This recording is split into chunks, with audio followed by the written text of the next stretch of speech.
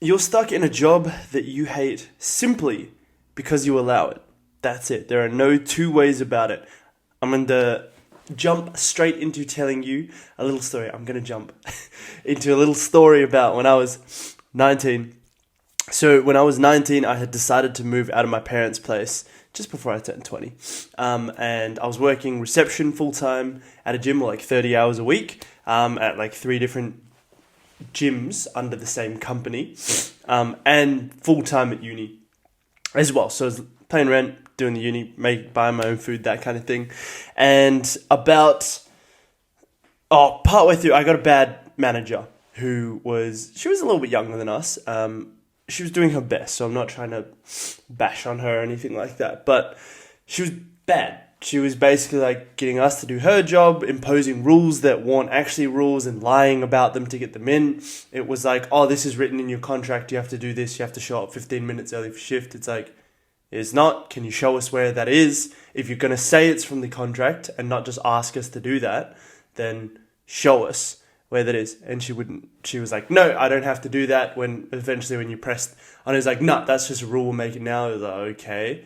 Why'd you have to lie about it in the first place? And then started saying, because we're casual employees. She was like, you have to have a medical certificate if you're not going to go on shifts. And that's in the contracts. Again, show us where. No, but that's just what we're going to do from now on. And then started increasing KPIs, like how many calls and that to do on a shift. And like kind of started to, from what I understood, give us her work to do so that she didn't have to do as much. And I just didn't agree with it. So I was like, you know what, stuff this. I never want to be in a position where I have to work for a manager like this again, and any of my income is dependent on this. At that time, 100% of my income was dependent on that, but I was still just like, no.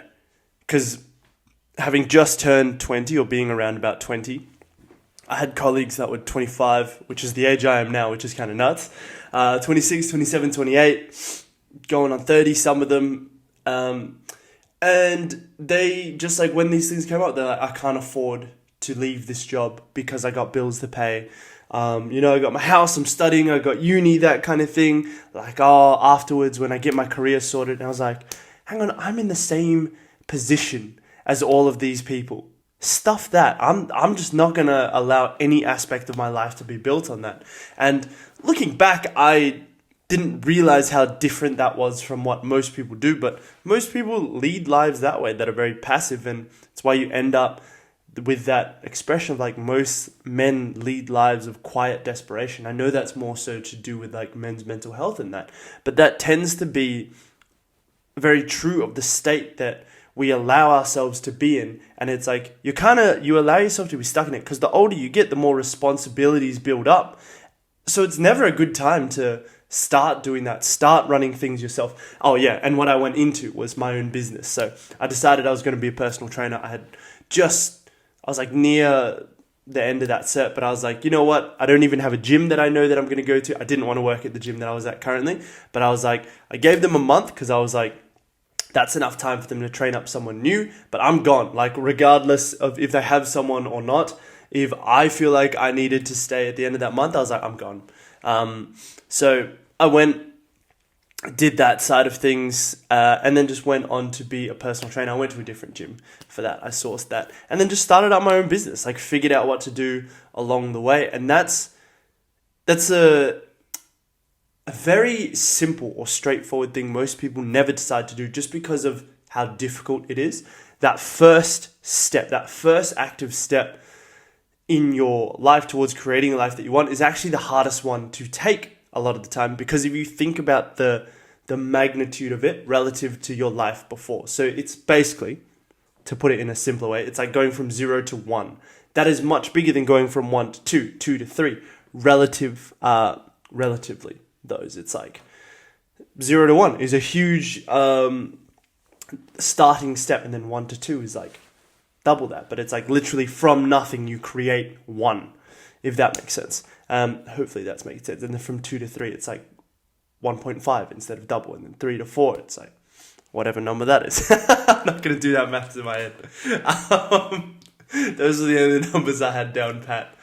So yeah, and that's a big thing there, because it also doesn't this is something people fail to realize when it comes to business. As a quick little tangent, is it doesn't get easier. It doesn't get necessarily more passive for like the first couple of years of starting to do your own business. But I'm like, everything's hard anyway. Life's hard anyway. You get up, you wake up, the 4 a.m. You're like, man, I got to put in like a whole 8-hour shift at work. I've got to prepare for a job that I don't really like, if you allow yourself to stay in that kind of thing, that like is okay and tolerable, to get an income that like just allows me to get by and not really thrive. And at the end of the day, I don't like what I do, and I just check in, check out, end of the day. And it's like you lose so much time in the day traveling to work, coming back from work, whatever it is. And it's like life's on autopilot, and it's quite sad because most people don't want that. The biggest thing is you have to make that choice for yourself, as hard as that is, because your life is only dependent on your job because you allow it to be. You could literally, especially in this day and age, even back in the day, you can use your passion to create some source of income for yourself. You really can. And it's like, when you start doing that, especially because like my wife and I obviously we earn like $1 million a year and growing from our businesses. But it's like, even before that, we're like, money doesn't matter that much, which is part of the attitude that allowed us to, the mindset that allowed us to accumulate so much. Is like, it's just a game. It's like, it's a means to an end to help more people kind of thing. And that's why you have that kind of mindset. You're willing to do what it takes to put yourself in a position to earn that kind of thing. It's like, money's not that important, but what is important at the end of the day is what you're passionate about, what you care about, living a life that you love. So for me, it's being able to do what I do with my online business stuff, with the, we'd call it personal development, but it's like personal training mixed in with leadership, business development. Those are the main things. And then business mentoring, personal branding that I do with my wife. I love doing that work. That's just what I'm called to do, and having my spin on that, which is like the gym side of things that I put in there, the martial arts side of things, and getting to live that lifestyle myself it's just an absolute pleasure, because part of the reason that I got into this was I wanted to spend more time with my wife and my dogs. Even though it was only personal training at the time, I was like, it wasn't that much work I was doing. I was like, between driving there and driving back, if I was doing double shifts, then it would be like, maybe I'd be doing like 4 hours away from them a day kind of thing. But I was like, you know what? I don't want to do that. I don't want to have to if I don't want to.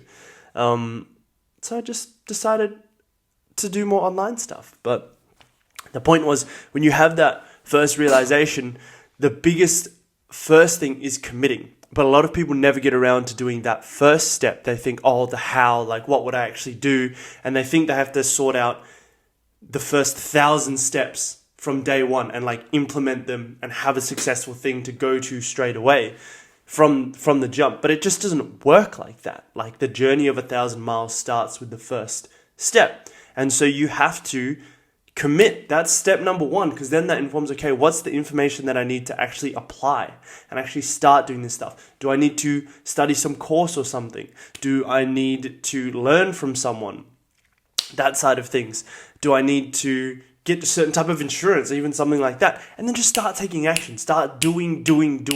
That momentum builds on itself, and then you start to have something. You look back and it gets to a point where now, obviously sometimes I have lulls in like the amount of work that I do, but even when I am doing a lot of work, it's like, you kind of sometimes like, wait, what did I do today? Like, did I even do any work? Because I just enjoy what I do so much. It's like, you're going to be putting in work towards something anyway. Put it towards your dream, your vision, what you're called for, what God's calling is for you, what you're passionate about. And then it's like you never really work a day in your life, and you don't really, sometimes you look back and like, dude, what did I do? But if you look at, obviously you measure performance indicators, different numbers in that, and objectively you have data to be like, oh no, actually I did a boatload of work this week. like a lot, but it doesn't feel like it, because you just get lost in the sauce in a good way of loving what you do, loving the outcomes that it provides, and doing the work silently away to the side that nobody ever gets to see. Potentially, they only see the fruits of that. They don't necessarily see you putting in the work, besides like someone like my wife. Anyway, so that's how, and that's why you're stuck at a job you hate, and that's how you get out of it. Even if you were looking at next steps, it's like commit, and then just find out, what are you passionate about? What would you do for the rest of your life for free? And even if you don't 100% know, you go from one thing into the next thing. Because like I didn't know that I wanted to do online work like what I do now. But that came from me loving martial arts, me teaching martial arts. And then from there, I wanted to get into physio. So I got into sports science. And then from there, I was like, I knew I wanted to be like a personal trainer, physiotherapist, and martial arts coach, and like have my own gym for those things. That was the goal from when I was like, roughly when I was like 17 years old. I was like, that's roughly what I want to do. I think, like, I imagine that's what I want to do. Over that period of time, I've dropped the personal training. I've dropped the face-to-face personal training. I studied physio for a year and I was like, I don't like this. I'm not going to do it. And I decided not to continue with the kids martial arts coaching, or just the martial arts coaching in general that I was doing. But they have all informed my decisions that have allowed me to get to the point that I'm at now. The point is movement, taking steps. And it's like, that's part of my journey. I wouldn't be here without having done that stuff first. This wouldn't be my style of coaching and training if I didn't have that background, or I don't think so anyway. But it's like, the fact is, I didn't think, yep, this is what I'm doing now. That's exactly what I'm going to do one day. For some people, that's the case. But for most people, if you're kind of like the average Joe, like me, in that regard, and you like, I'm a pretty chill guy. Like, I like to work hard. I like to persevere and push myself really hard. But I'm not necessarily, I was never from day one someone who's like, I'm going to change the world, or like have this massive, I was like, I'll change the world from my little corner of whatever I do, not like be known globally and that kind of thing. And obviously we're not there yet. But that's part of like what we realize we've been called for. So it's just reminding ourselves that that's the case. But also, you know, it's like that came from doing the previous things, from all the previous steps. So say maybe this was step 1,000 that we're on now. It only came from getting to step 999, and before that 998, 997, and all that. You understand where I'm going, yeah? Yeah, it just doing and being active about that, being intentional about all of that, you will figure out a lot of stuff along the way, more than you could have if you just sat back and tried to figure it all out before you even started. And you'll actually build something whilst you're doing that as well. I mean, the biggest risk a lot of the time is money in that, but stuff it. You know you can always make money. Like, it's pretty safe, to be honest, when you think about it. Like, when people are like, oh, no, you get it, whatever job you have now, you can go and find something similar to that again. You got this job in the first place.